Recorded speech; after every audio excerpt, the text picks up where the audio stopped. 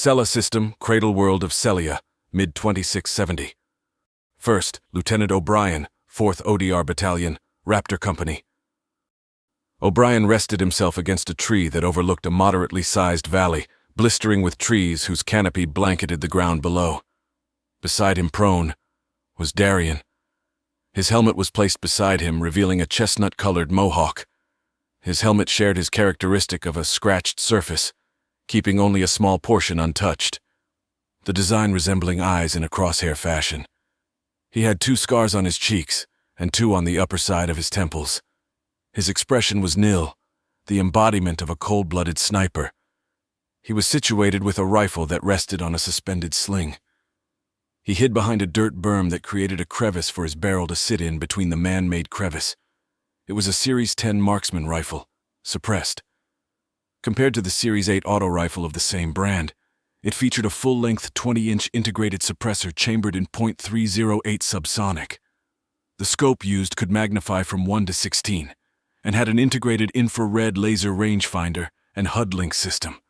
It was Darien's second favorite rifle to the Series 12 anti-material rifle, but operations called for subtle, and so he dropped in with the S10. "Anything different?"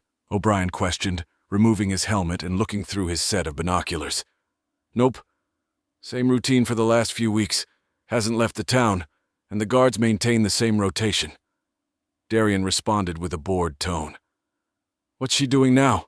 he said, as he scanned the surrounding area for any additional threats that may have missed in their several weeks of surveillance. The town was simple, such that it gave a home feel. It wasn't crowded, and the buildings were spread out to offer its residents some form of privacy, along with their moderately managed hedges that separated their backyards. "Walking the kids and greeting the neighbors as per usual," he sighed, readjusting his eye relief to his scope. "Same number of guards?" "The same 10. Pretty sure the other 5 are in their rest period right now." O'Brien recalled the time when his squad had entered the system, and prior to their current position, his squad had dropped much further than they had anticipated for their initial insertion. It was during their first time in the system. They had entered the system shortly after taking the intel from Lassus Station with the help of Minerva and Athena. After the coordinates were secured, O'Brien and his pre-selected squad immediately set the course with a slip space jump. Luckily for them, they were aboard the latest line of ship, and instead of an estimated month of standard slipspace travel, their ship was able to knock it down in half. To maintain resources, however, the crew of the TRSC Reaper's approach were put into cryogenic slumber. It was shortly after they had entered the system that they found a new series of ship, made by the enemy, that had a new form of stealth capability. They relayed that information to the main fleet, and from then on, they were radio silent. From a few days of scans, the Reaper was able to discover that the Celians conducted scheduled burns of orbiting satellites, which so happened to land near their target. He didn't like it at the time, but it was a given that prior to the next burn, O'Brien and his squad would hijack it and enter the planet in drop pods. The only time he did something like that was during a covert operation on a planet that orbited close to an asteroid field. Meteorites were commonplace, and they used that for cover in their descent. The mission was executed smoothly, but he had hoped he would only do that once, since the likelihood of ramming into a stray asteroid was too high for his liking. During their fall, they had landed in a barren field of burnt scrap and still smoldering metals from the latest burn. From there, his squad trekked through a dense mountainous forest to their current overlook. If not for their current mission, O'Brien would have liked to take in the sights that didn't involve combat or surveillance. After traversing the mountain range and deep forest, that brought O'Brien's squad to their current location, a cliff face overlooking a small home centered around retirement. "How long do you think it's going to take for the main fleet to arrive?" asked Darien, as he took a sip from a nearby water source. "Should be soon," replied O'Brien. "It's been a month. They should bombard this planet and send us home," complained Darien. O'Brien made a wry smile, letting also a slight chuckle escape his lips. "Once we get a ping, that's when we can finally advance. Besides, this we're at war. You go home when we're finished." Darien sighed heavily, grumbling paired with his displeasure. O'Brien got up from his seat and grabbed his helmet. Notify me of any changes, Dare. The man in question gave a nonchalant wave of his free hand that rested on the top of the rifle as O'Brien made his way to the rest of the squad. Moving away from the cliff face, O'Brien delved into the trees and into a clearing that the rest of the squad gathered. The foliage of the trees was dense enough that most of the sky was shaded. In the clearing, they had spent several days perfecting a fighting hole in a perimeter of the clearing, and each hole was occupied by a pair of raiders. One would sleep while the other would be awake.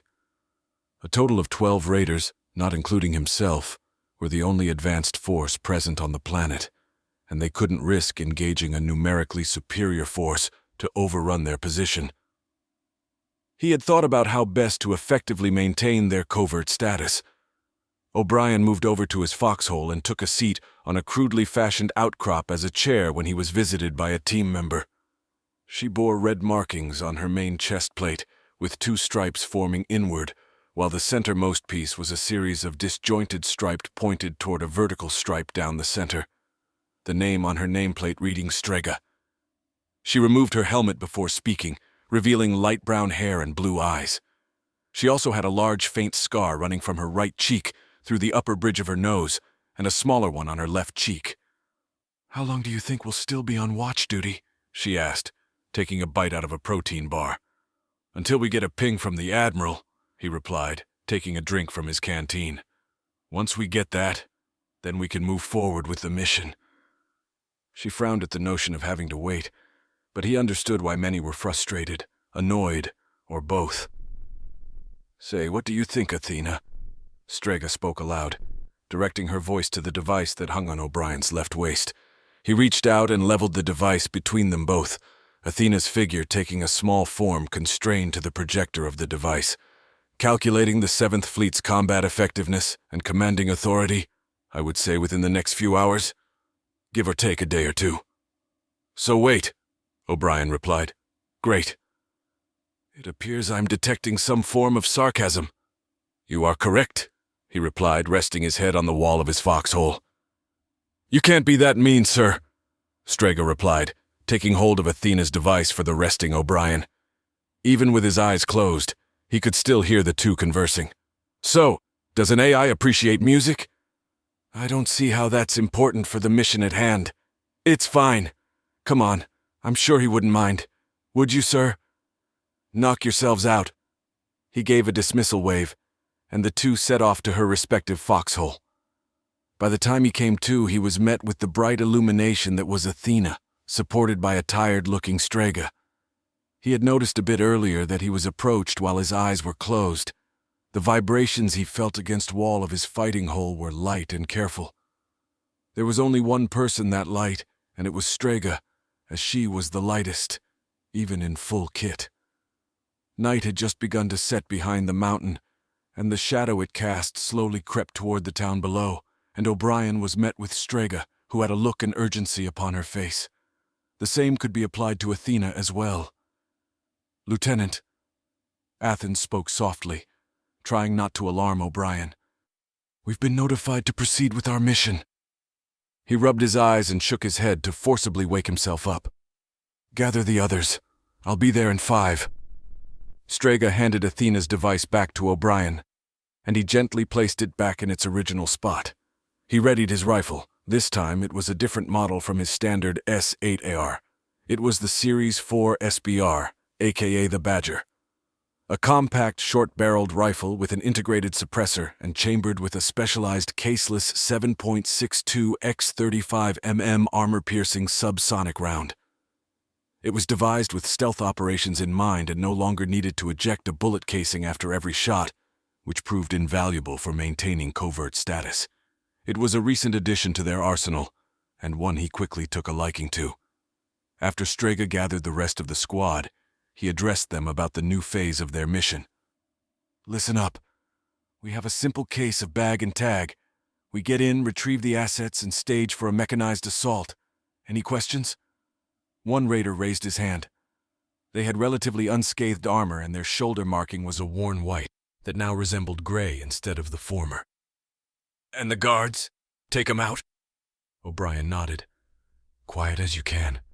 Your knife is your best bet, but refrain from firing your primary. If you have to, utilize your sidearm. He patted his right thigh that holstered a suppressed Series 2 sidearm. Any other questions? No. Then get set to rappel the cliff face. The squad returned in unison with a soft "Aye, sir," and proceeded to set up their rope. The cliff face was at a height of around 63 meters, their rope barely able to reach the bottom. 2 sets were fastened around opposing trunks of the sturdiest trees beside the cliff. Darien remained in his position, still facing toward the town. Anything new? He shook his head and gave the same answer when he asked before. O'Brien took that as a sign and authorized the rest of the squad to rappel. The first pair going first set attached a D-ring from a harness on their waist, with the rope pulled off to the side to act as a throttle for their descent. The first pair were smooth in their descent, and after reaching the bottom, detached themselves front the rope simply by running through to the end of the line. After they were cleared, the first 2 took a position by the trees to provide security. They had entered a combat mindset, as it was present in their conduct. 2 by 2 they descended the cliff, leaving Darien and 1 other to keep overwatch. Why do I need a spotter? Darien had mentioned many times before that he had no need for a spotter, but was always stuck with one. It's protocol. Besides, he's just there to watch your back, O'Brien replied into his helmet's comm set. Oh hey, watch out for the big guy. Darien made one more mention before ending his transmission. From above, O'Brien noticed a large outline on his HUD in green from the built-in friend and foe identifier system. It was Grayson, their largest member. Think it'll hold? Remarked a corporal to another from the nearest tree to the end of the rope. How much you willing to bet the rope snaps, Hunter? Returned Badgers, the other raider in question. 20 if he manages to lift the tree at the root, replied Hunter. Deal.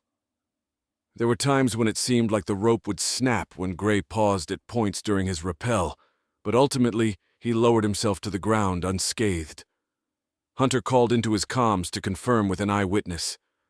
Sergeant Dare, how's the tree? There was a pause, but Darien replied to humor the 2. Lifted! Badger snapped his fingers in frustration at his loss of 20 credits. It wasn't much in the grand scheme of things, but it could have bought a decently hot meal. Focus, you 2, Strega commanded. Aye, Sarnt, replied the 2, returning their posture outward towards the forest. But as fate would have it, their heads would be rocked by the force of a large hand from behind.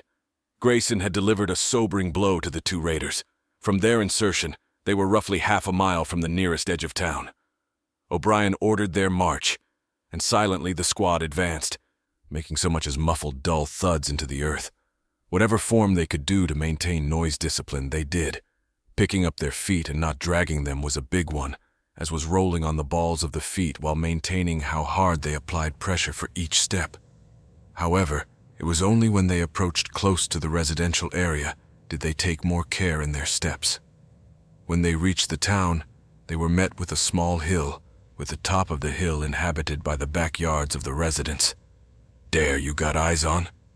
Dare scanned the lower half of the town of where they would likely approach from. I have you. 1 sentry patrolling at the top of the hill above you. O'Brien peeked from their location and noticed the head of an armored Cellin. The top portion was outlined in red, as did his motion sensor on the bottom left of his heads-up display. Hold, I think they're talking to someone, O'Brien ordered.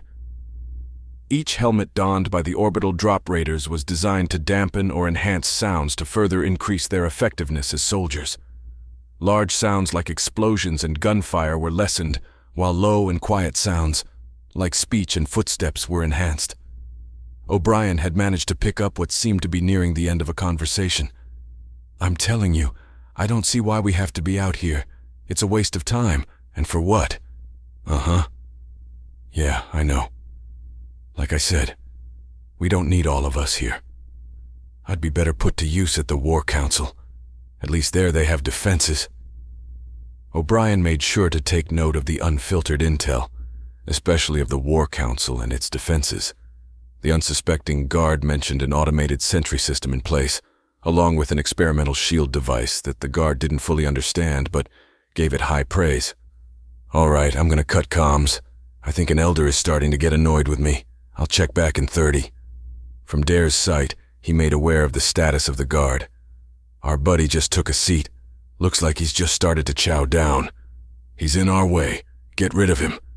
Dare fired, and with the dull thud sound of snapping plastic, the guard slumped where he sat. Clear. The rest of the squad moved up with their weapons trained while O'Brien investigated the remains of the enemy combatant. They wore armor that felt like reinforced plastic than anything. He looked behind it and noticed a thin layer of metal inserted into the chest and back portions of the armor. It was less than 0.3 inches in thickness, and the round of Darian's shot went through it like paper. But the rest of the armor was supplemented with soft body armor, similar to creations in the past. The armor here was not the same as the one seen on Draxus. It had a simplistic and cheap make in addition to the armor only having a thickness of 1/10 of an inch, while this one was specialized for a certain group. The helmet was as well. It was similar in concept to many human helmets, and it gave him a feeling that these may be some form of special forces. The rest of the squad had moved along the walls of the hedges and stopped before a well-lit central roadway. A small thigh-high hedge acted as a barrier that O'Brien, Grayson, and Strega took concealment behind as they laid on their backs, minimizing their silhouette. Noticing several red dots on his motion sensor, he called for another recon. "Dare!" he spoke, ensuring that he filtered no external communications. "What do we have now?" Darian's vantage point had the best to offer regarding their target. He could see O'Brien, Grayson, and Strega side by side behind a small hedge, while the rest of the squad were situated behind them along the hedges. Their insertion point acted like an alleyway of greenery. He scanned the area and reported back. "Got one in an overlook to your 1130. 2 by the home's entrance and 1 near the back of the house. The other 5 should be resting in the target's home." "Copy." O'Brien pointed to 4 raiders, Hunter included. "Flank the right and get prepped to infiltrate the home." They nodded and silently moved around to a flanking position. O'Brien ordered the remaining 3 to take a flanking route on the left. "Watch our left flank and make sure there are no surprises," to which they nodded and departed. He now looked at Gray and Strega, who both took a position with their suppressed rifles at the 2 facing the door. They had activated their weapon's infrared laser, and with their active HUD, a line was traced from their weapons to the heads of the unsuspecting guards. O'Brien did the same with the guard who leaned against a tree near the back of the house. The same was done for the guard who was situated on an overlook above the house on a worn path overgrown with weeds. "Badger, on my signal, take out the lights for a path." Badger nodded and readied his rifle. 2 targets, 50 meters. 3rd target, 79 meters. Dare, 1062. Satisfied, O'Brien made the kill order. "Execute." Dare was the first to fire. His shot took about a second before connecting with the guard on the overlook. O'Brien fired and landed a well-placed shot to the head, and his target fell back against the tree, stumbling, before ceasing any signs of life. 2 more sets of shots were quickly followed by Gray and Strega, respectively, as well as the overhead lamplights leading to their target's home. The 2 near the entrance were shot twice in the chest and 1 in the head, as the front portion of their bodies effectively faced them. They were ideal target practice. "Bogey's down," reported Strega. "Waste of ammo, if you ask me," said Grayson in a disappointed tone. "Should have woken up the whole town and tell them we're here. I want more than this." "We can't afford that right now, Gray. You'll have your fun later, right, sir?" Strega replied, to which O'Brien responded, "Next phase will be mechanized. From then on, it'll be open season." Grayson was pleased with the response and promise of a true gunfight, as stealth was his least favorite activity. Their new path seemed like a hallway of darkness compared to the rest of the street, but they quickly utilized it. Badgers moved the bodies by the entrance and placed them into a container on the side of the house. Regarding the house itself, it was a small abode that fit perfectly for a family of 4. However, he knew that as guards for a general's wife, they couldn't sleep in the same area. That proved to be the case when he picked up motion on the left side of the house. It was a garage attached to the home. It was moderately sized, and the main door suggested that they could house 2 vehicles. From his sensors alone, he figured that they are within the space as the vehicle and that they only have the one. This was reinforced by the worn tread on only one side of the driveway. He pointed to the garage signing that there should be 5 individuals using it as their resting area. O'Brien moved to the side and found a side door with a small window. He would move close to it, peered in, letting his HUD highlight any object within its view. With a scan, he counted a total of 5 sleeping guards. He then checked for the door's security but found it unlocked. Poor fools, he thought as the door slowly swung out towards him, providing ambient light to the room. They slept in black suits that went under the armor they had set aside on a nearby table. Their beds were orderly, which made it easier for O'Brien and Strega to move through. Without wasting much time, both individuals holstered their weapons and drew their knife that was in a holster on their lower back. With a quick yet powerful thrust, they pierced the center of their throat to the spine, severing its connection. The first didn't react as much, but the second one did. Noticing something deathly wrong, the resting soldier tried to fight O'Brien off by extending his arms and pressing against his chest plate. The weight against him was minimal. They were small, and their body mass was much less than an average human of the same height. Therefore, it was easy for him to maintain bodily control over the enemy. Not trying to raise a verbal alarm, O'Brien placed his left hand over the struggling Celian and drove the knife into their neck, piercing it from the side. The excess of the knife made its way through the neck and revealed a bloodied tip protruding from the other side of where he drove it in. In seconds, the Celian ceased movement. Noticing that all 5 were taken care of, he ordered the 2 male raiders their next set of orders. "Badgers Gray, hide the bodies and clean up any mess. Stay quiet." They nodded and began their work. "Did we have to assassinate them in their sleep?" spoke Strega, her tone hushed yet empathetic. "No, we're at war. They just didn't expect us to be on their doorstep. Doesn't mean you get to sit around until you're told that the enemy are at the gates. They most likely would have done the same to us if they found a camp of sleeping raiders." She understood what he meant, the horrors of war and the decisions made to meet an objective. She would continue to do her job until fate decided otherwise. Until then, she would follow her lieutenant to hell and back. "Besides, you know what they did, so don't go easy on them." She simply returned a nod, her purple visor reflecting what little light bounced off the surfaces. "Hunter, prepare to breach, quietly," O'Brien ordered, stacking himself near the door with Strega in tow. "Aye, sir," he responded. With hushed tones, O'Brien ordered their infiltration. "Breach, breach, breach." Hunter returned a response. "Breaching." He then opened the door that led into the laundry room. His weapon was slightly lowered below his sight line as he cleared his section of the house. Hunter and the other raiders that accompanied him met at the base of the stairs. He directed they go up, while he would check what he assumed to be the kitchen. It had a door and light filtered through the bottom. As they made their way up the stairs, he looked to the bottom left of his internal HUD. For a moment, there was a yellow indicator on his motion detector before it briefly stopped a couple of feet from the door. O'Brien directed his right ear to the door in an effort to pick up any noise that could indicate who it might be. Then they spoke. "Oh, my dear, I wish you would hurry and return, Tor." It was the wife.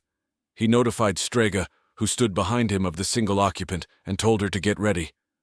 Before he opened the door, however, she began to move toward him, calling out for someone familiar. "Aleska, is that you, dear?" She called out her daughter. "I thought I told you not to come downstairs until morning."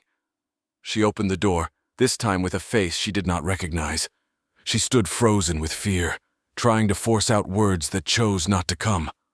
O'Brien had readied his sidearm prior to her opening the door and pressed it against her stomach.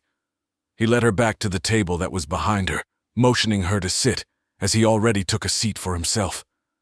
When she refused to move, Badger forced her down on the chair by pressing down on her shoulder. With that force, her legs gave out, likely from shock. Trying to calm her down, O'Brien removed his helmet and sat it in front of him, his sidearm still trained on her. "Let's have a chat, shall we?"